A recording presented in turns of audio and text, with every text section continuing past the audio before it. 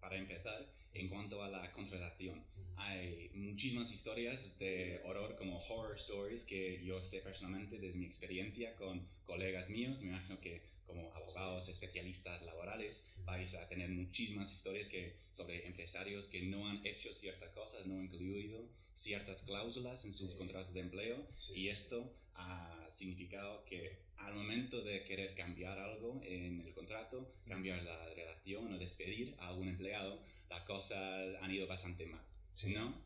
Pues puedes darnos un par de ejemplos sobre las cosas que pueden ir en la peor experiencia. Sí. En cuanto a un caso de terror, que es lo que comentaste antes, una problemática, ¿no? Pues es, por ejemplo, nosotros recientemente hemos tenido un caso muy peculiar, que era de una empresa de repartidores, ¿no? Entonces se dedicaban a repartir, pues ya sea... Bueno, por ejemplo, Globo o como algo así, ese tipo de repartidores. El concepto de repartidor, vale, pero no eso obligatoriamente en esas como empresas. Ejemplo, exacto, sí, el concepto de repartidor, ¿no? Okay. Entonces este trabajador aprovechaba su jornada laboral para repartir droga, para vender droga. Okay. Entonces, dentro de su jornada laboral, el empresario tenía ciertas sospechas, pero no podía comprobar de manera fehaciente que esa persona estaba vendiendo droga, aprovechando su jornada laboral para ello.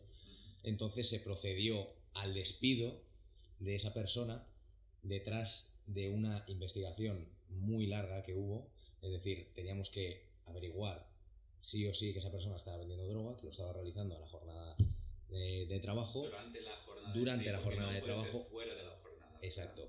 Aprovechando todo aquel coche o vehículo que le facilitaba la empresa, es decir, él se valía de los vehículos que le facilitaba la empresa para vender la droga dentro de la jornada laboral. Entonces eso lo estructuramos de tal manera que derivó en un despido y procedente, obviamente. Pero ¿qué ha pasado? Así que el repartidor estaba vendiendo drogas durante su jornada, ¿verdad? Sí.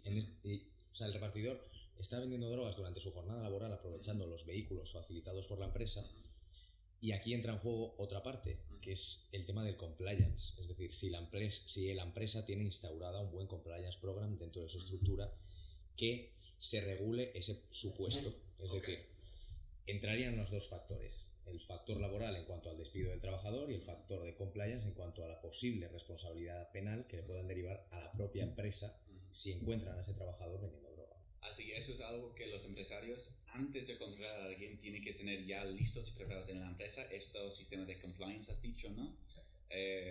Bueno, así que pues puedes hablar un poco más sobre ese sistema de compliance. No lo sé muy bien cómo funciona. Bueno, ¿Y por qué es tan importante?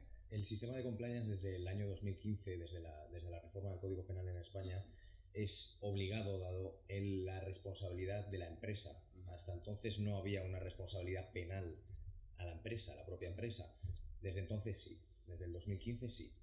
Entonces es un programa que se debe instaurar dentro de la empresa para la evaluación de los posibles riesgos penales que se puedan desarrollar dentro de la empresa, y a raíz de esa evaluación de los riesgos tú lo plasmas en el compliance, implantas de manera efectiva ese compliance dentro de la empresa con un canal de denuncias, y entonces si un compañero, en este caso del repartidor, ve a su compañero vendiendo droga, puede utilizar ese canal anónimo de denuncias para denunciar internamente al compañero y proceder al despido por parte de la empresa. Vale, así que en este caso en concreto, si este empresario no había tenido ese sistema, este programa de compliance, podría haber sido culpable penalmente para lo que había hecho el trabajador. No directamente la empresa, pero sí de manera paralela puede haber una investigación penal para la empresa. Es decir, el investigado principal sería el trabajador y de manera paralela se abriría una investigación a la propia empresa. ¿Y eso es algo que cada empresa debería tener o cómo funciona? Porque en los repartidores, desde este caso se puede ver la posibilidad que un trabajador va a estar haciendo cosas así, digamos, de drogas y tal. ¿Es algo que cada empresa tiene que tener por si acaso?